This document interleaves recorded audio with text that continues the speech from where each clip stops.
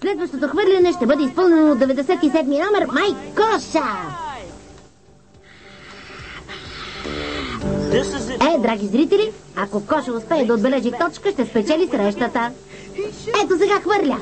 И пропуска. И така, господин Кош, не трябваше ли да наблюдаваш някакъв експеримент за доктор Си? Да, чакам онази гадост стъкленицата да стане оранжева, а после да намаля пламъка. Такова оранжево ли?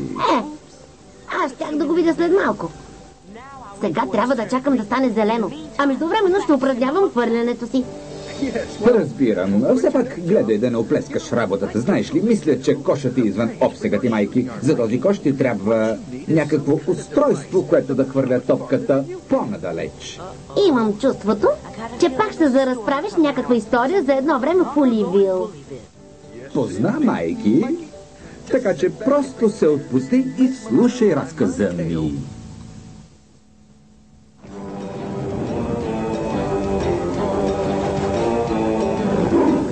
Кро беше умен. Той беше смел. Живееше в семейство на стар неандертал.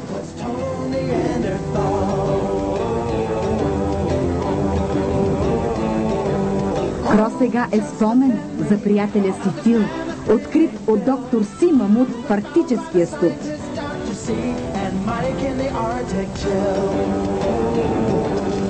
Фил попаднал в айсберг, в дълбок и тъмен лед, но след това се съживил в 20 век. Ето как ни връща Фил към ледените дни с легендите за Уливил и за момче на име Кро. Нова телевизия представя серийния анимационен филм Кро. На една крачка.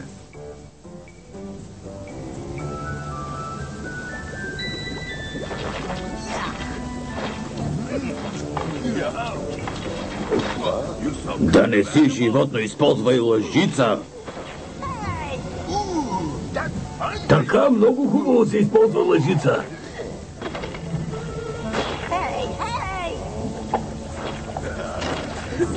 Не улучил.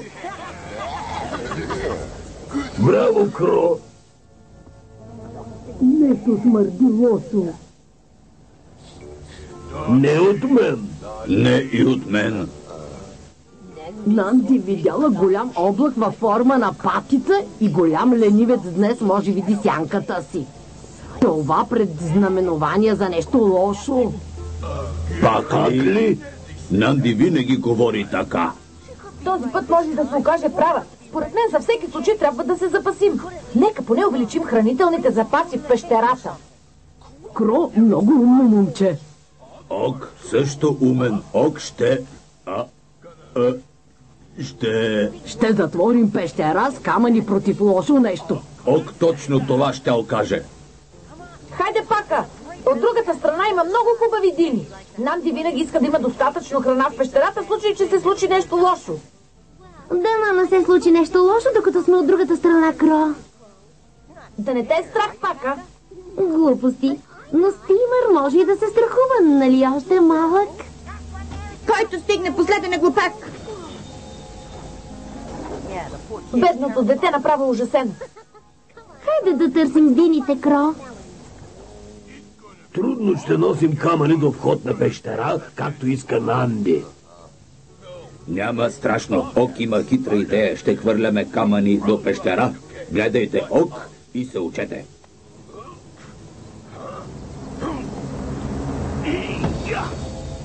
Помогнете Ок. Още му помогнете. Така много по-лесно. Къде е отишъл камък? Ок открил ли камък? Не, камък открил Ок. Кро, открих дините. Браво! Пъпичите са хубави тази година.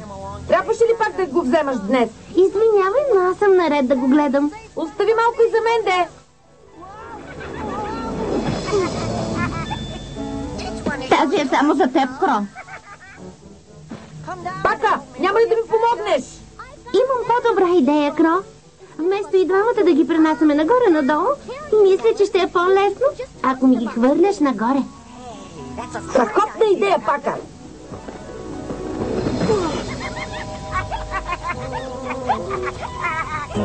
Много смешно, няма що. Стимър, можеш ли пак да издърпаш дървото? Разбира се. Какво правиш, Кро? Дървото пружинира точно както лъжицата, която използвах, за да замервам ок с гнус. Нищо не разбрах. Надявам се, че дървото ще ми помогне да ти подавам дините. Както лъжицата хвърляше гнус по ок. Махай се, бе, муха. Извинявай.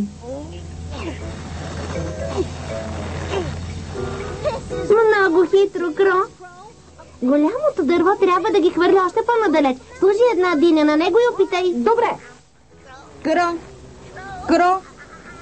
Плъзгам се, Кро. Не мога да спра.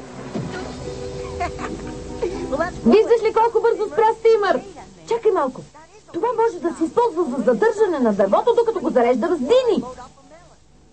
Само не ме карай пак да го правя. Няма нужда да го правиш пак. Кро ще завърже възел на въжето и щом дървото тръгне да се изправя, възелът ще го задържи. Поздравления, Стимър! Ти току-що изобрети спирачката на дървета. Браво на мен. Голяма летва ще помогне на Ок да излезе от дупка. Това напомня на Ок за лъжичка. Тя много хубава за хвърляне. Носи камък. Ок има друг идея. Ок много умен днес. Летва на дупка като лъжица на маса. Хвърли камък на края на летва като гнус в лъжица. Сега Гок скочи върху друг край на летва като лакет, който удря лъжица. Ето, така ще направи. Гок не иска бъде лакет. А иска ли Гок да си легне до вечера без да е ам-ам? Щом Гок скочи на летва, камък ще полети далеч. Чак до пещера. Скачай! Ок мисли, че за номер с лъжичка трябва по-голяма тежест. Пак ох! За номер с лъжичка трябва още по-тежест. Ок, сигурен 100%. Добре, момчета, да видим как действа изобретението ни.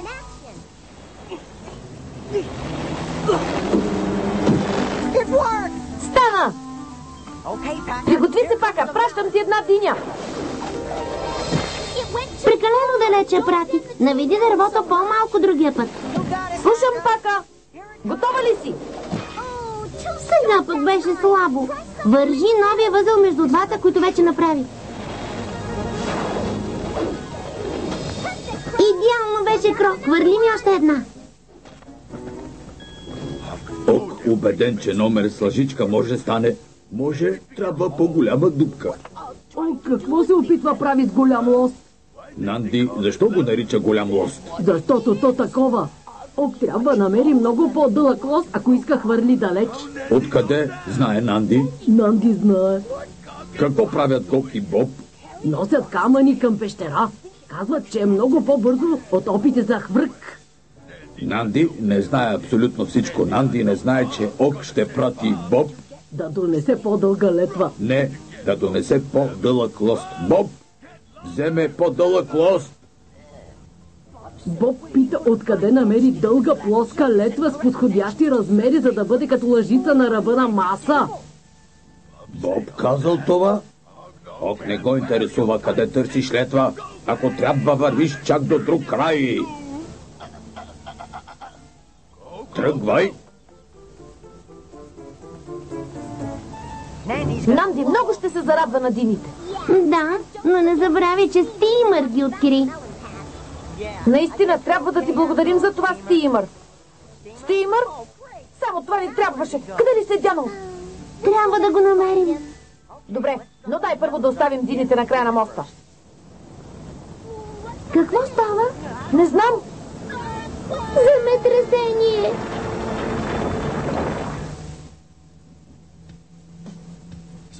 много бяха загазили майки. Те бяха от едната страна на пропаста, докато Стимър и Боб бяха от другата. Разбираш ли? Разбирам, Фил, но катапулта, който направихме, не действа и с него не мога да вкарам кош. Виждаш ли? Ако се прицелиш, може да имаш по-голям успех. Не мога. Трябва веднага да го пусна, иначе няма да го прати толкова далеч. Не е точно така, майки. Като опънеш летвата назад, създаваш енергия, която се запазва, докато не я освободиш. Но първо трябва да знаеш точно колко да наклониш летвата, след това да се прицелиш и... Дай да опитам. Чуваш ли нещо, Фил? Не само го чувам, но и го виждам и го надушвам. Господи, експериментът! Струва ми се, че и ти изпадна в същата беда, като приятелите ни Пака и Кро.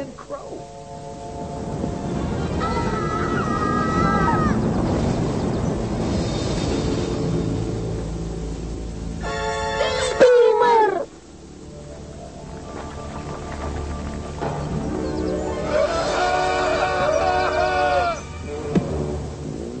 Къде Боб? Боб!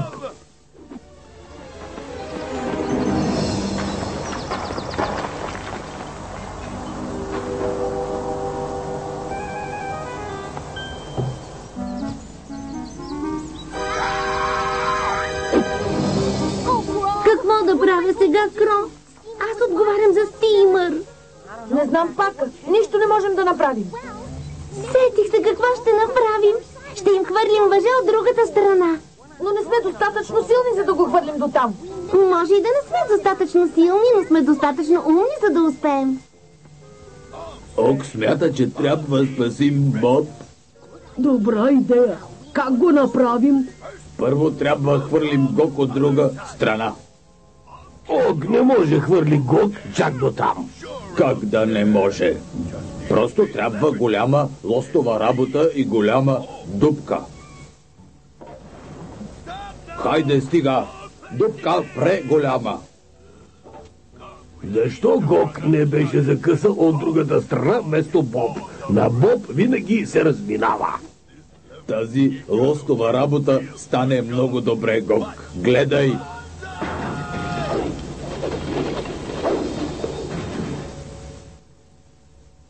Не беше много добре. Ок допуснал малка грешка.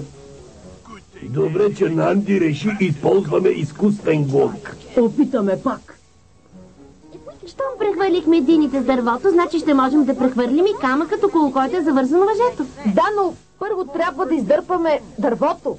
Хайде тогава.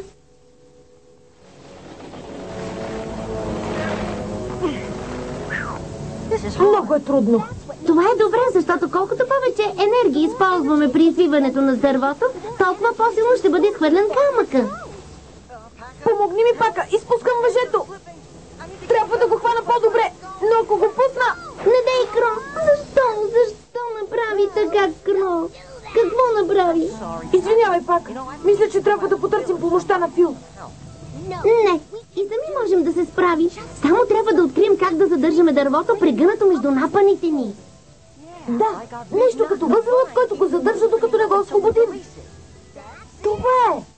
След като един възел действа като спирачка, Ако направим много възли, те ще задържат дървото опънато между напаните ни. ще успеем да спасим Стимър, Кро. Той толкова ще се зарадва, като те види. Тази Пака много ще загази, като се прибера. Изоставена съм тук и няма с кого да си играя. Я? Кой е там? Излез. Ура! Вече има с кого да си играя. Хайде, Пака, дърпай! Раз, два, три, дърпай! Раз, два, три, дърпай! Раз, два, три, дърпай! Раз, два, три, дърпай! Успяхме, Кро. Сигурна съм, че сега ще стане. Добре, Пака. Чакай!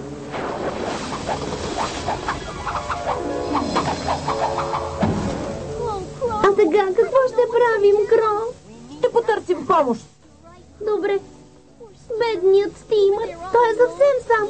Сигурно много го е страх. О, не! Махай се! Остави ме!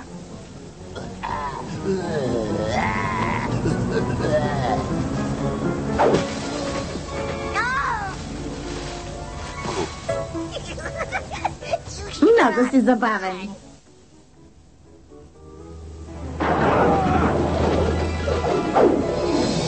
Пак не добре. Извинявай, Нанди, че те прекъсвам, но да си виждала Пака и Стимър някъде? Не. Божичко, никой не ги е виждал след земетресението. Много се притеснявам. Може би те от друга страна с Боб. Дано да не е така. Пак не става. Никога няма стане. Ок не е достатъчно умен, за да го направи. Ок умен. Ок много умен. Ок най-умен неандерталец на света.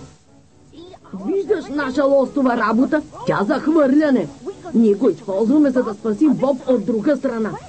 Много хитро от ваша страна. Опитът ви може и да е успешен, само че първо трябва да се направят няколко поправки. Малки поправки. Много добре и много по-голямо, но трябва да е с такива размери, за да хвърля предмети чак до другия край. Може опъването му да е трудничко, но дайте да опитаме. Хайде. Давайте. Какво да им кажа сега, Кро? Нали трябваше да наглеждам Стимър? Раз, два. Чуваш ли? Ок го сърби. Не! Нека опитаме пак. Раз, два, три. Раз, два, три. Сега пък Гог го сърби. Не! Стига сте се чесали. Никога да не се къпете. Ок мисля, че трябва скочи на лост, така няма да има значение, ако се чеше. Камъкът ще свърши много по-добра работа, Ок, ако някога успеем да го вдигнем. Сега, ако всички сте се почесали хубаво, можем пак да опитаме. Раз, два, три. Нанди кихне.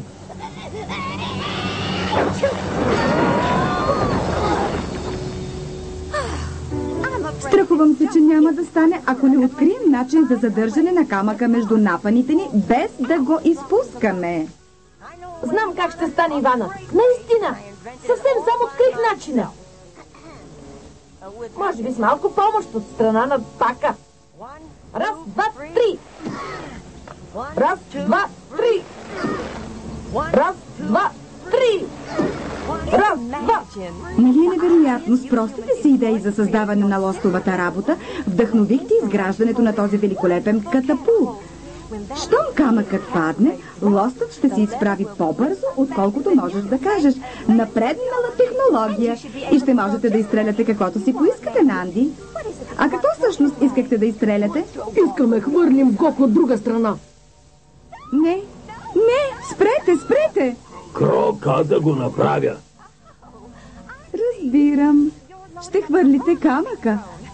Аз пък мислих, че ще хвърлят теб. Да, Гог не толкова тъп, колко изглежда. Слава Богу. Готови ли сте? Започваме!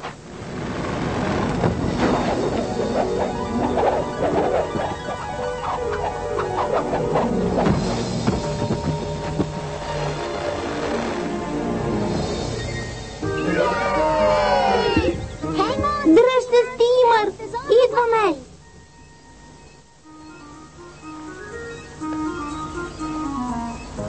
Дано Стимър е добре. Той е още много малък. Дано Боб, добре, той още само Боб. Бих останал тук завинаги. А ти, приятелю? Боб! Стимър! Слава Богу, че ви открих!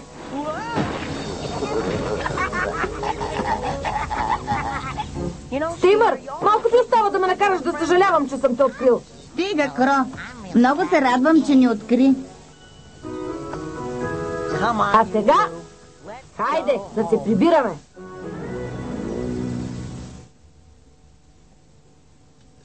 С частите от лостовата работа, по-голяма тежест и със задържащия механизъм на Кро, Ивана е направила... Супер катапултираща система. Като си говорите за хвърляния, дайте поне да направим една игра. Добре, но не забрави какво се разбрахме. Ако вкарам най-дългия кош, заедно ще чистим лабораторията. Но ако аз го вкарам, сам ще изчистиш бъркотията си. Добре. Трябва да те предупредя, доктор Си, че майка ти е скорил номер. Добре.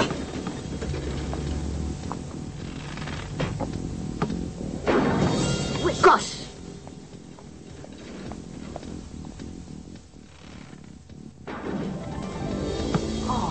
По дяволите! Ти си наред, доктор Си. Доктор Си. Тук съм, Майк. Почти съм готова. Какво е това чудо? Виж колко е прост задържащия механизъм. И с тази лебедка дори дребен човек като доктор Си може да изхвърли какъвто и да е предмет с огромна енергия. Ти на чия страна си, Фил? Винаги съм с победителя, майки.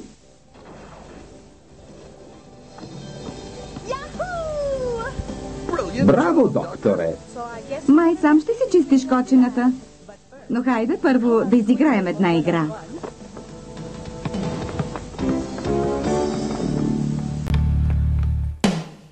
Tomorrow, there are kitties on the cactus on an all-new America's Funniest Home Videos. Then the littlest Jericho family member brings home a bad word.